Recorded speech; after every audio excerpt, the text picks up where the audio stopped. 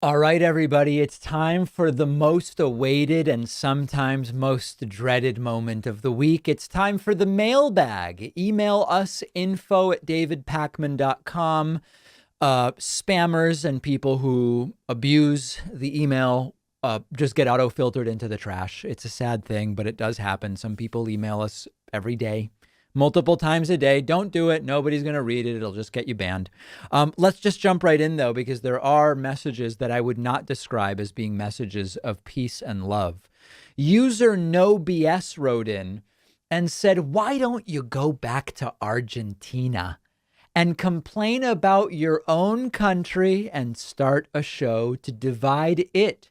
You're a weak, pathetic beta male who sold his soul and show for a leftist organization for money.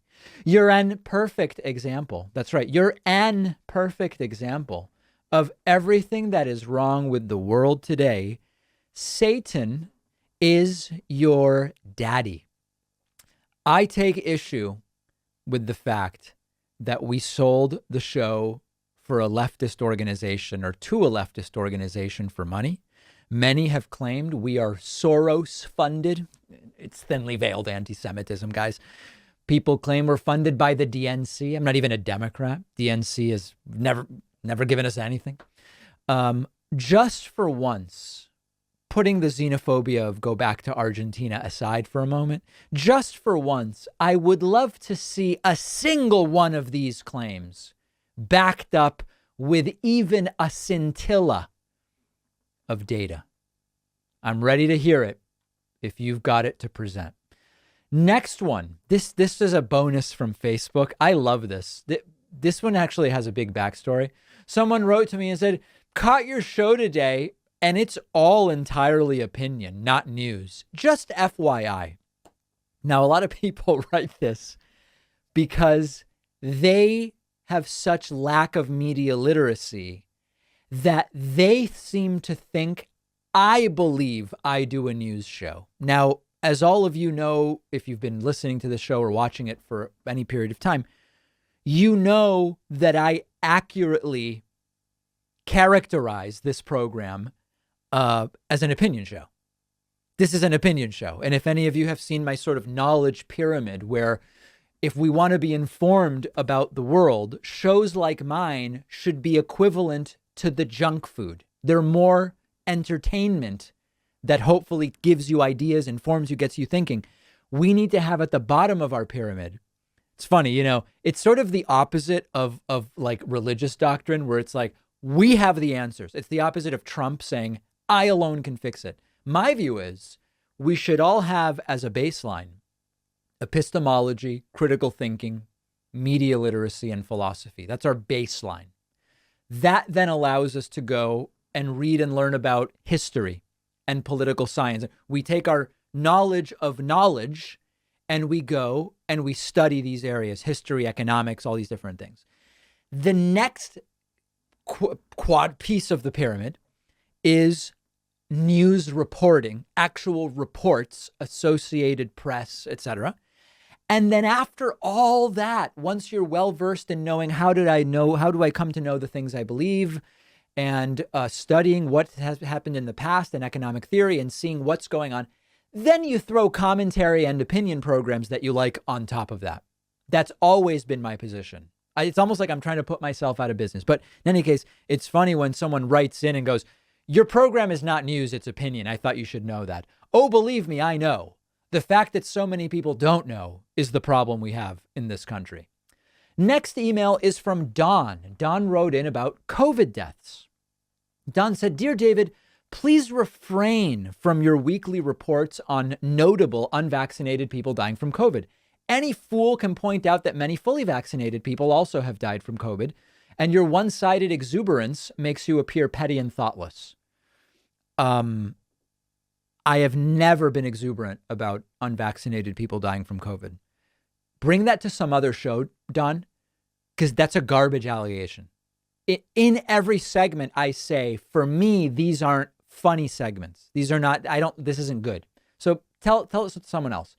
Goes on to say, you may not care and perhaps you receive all critique as being some political assault, but you really should take a moment and think about how your well-earned reputation as a reasonable commenter can become sullied. Yours truly, Don. Well, Don, if you were making a criticism that was connected to the facts that I'm exuberant about these people dying, that would be one thing. As I've said before, yes, vaccinated people sometimes die. Your likelihood of dying if you are fully vaccinated is orders of magnitude lower than if you are not. And the reason that we point out these stories is the defiance with which some of these people say, I don't need to worry, only exists among the anti-vax. The people who go and get vaccinated recognize, even if I'm not likely to get very sick, I want the protection.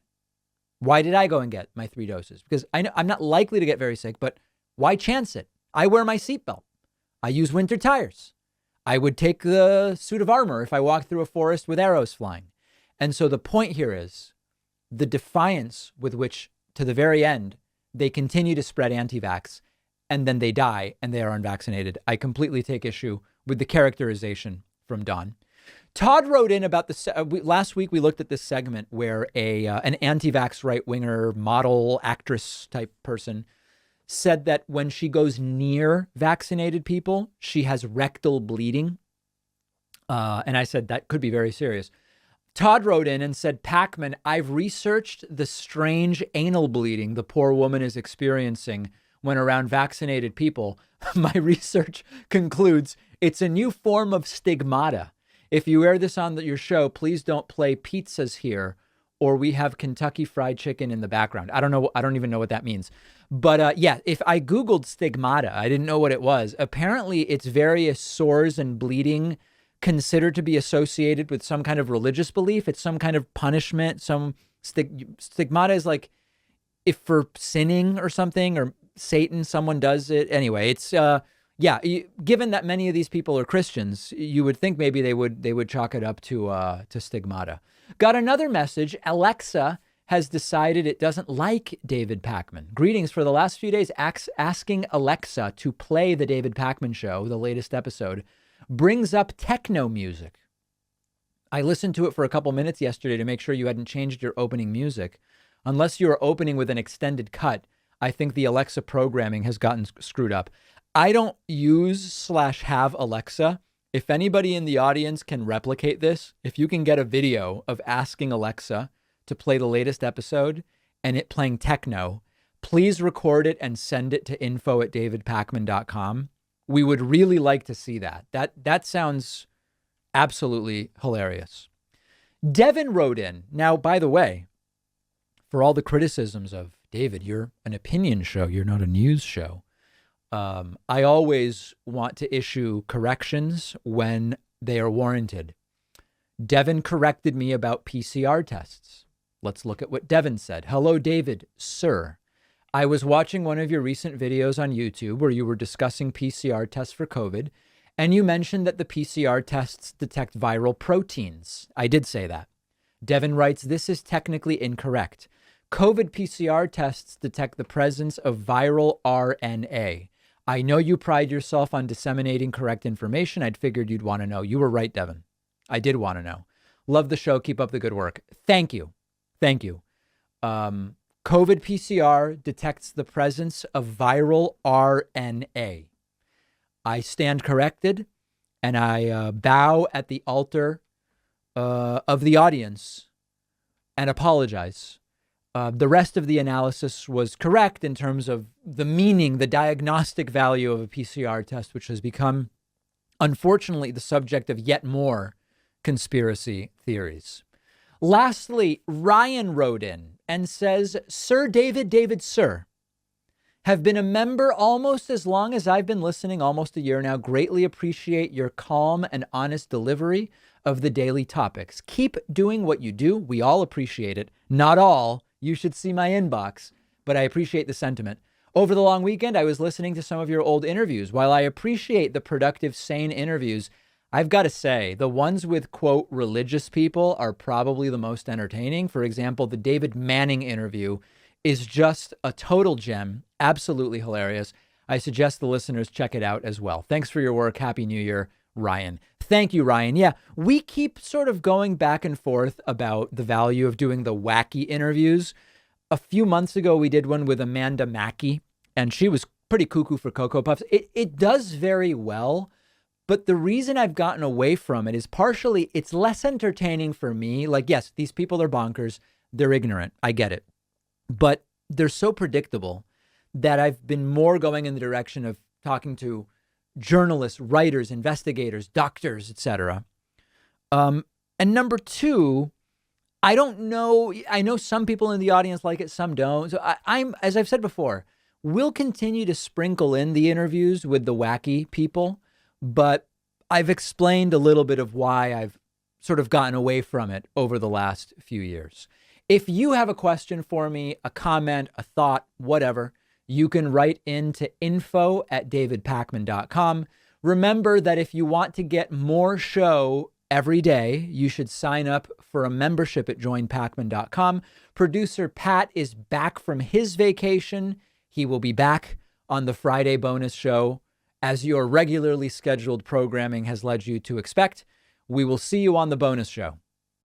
One of our sponsors is Blinkist, who's been supporting the David Pakman Show longer than any other sponsor. Blinkist is the app that lets you listen to or read an entire nonfiction book in just 15 minutes. Blinkist is the way to absorb those books you can't make time for.